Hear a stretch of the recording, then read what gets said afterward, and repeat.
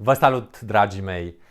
Haideți să aflăm astăzi răspunsul la întrebarea ce rol are stomacul în procesul de hrănire a organismului.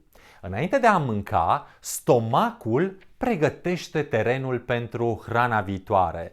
Produce un fel de substanță protectoare numită mucoză, care ajută la apărarea stomacului de acizii puternici. În același timp produce acid gastric, care sterilizează alimentele și distruge bacteriile.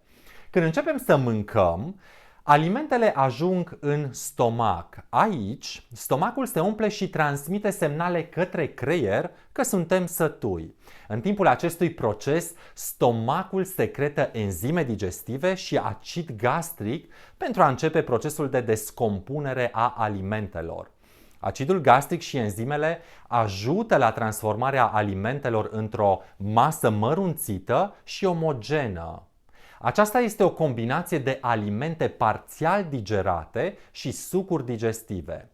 Hrana ajunge apoi în intestinul subțire, unde practic are loc procesul de digestie sau continuă procesul de digestie și nutrienții încep să fie absorbiți în organism. După ce hrana părăsește stomacul, acesta revine la dimensiunea sa normală, iar organismul reglează fluxul alimentar către intestin.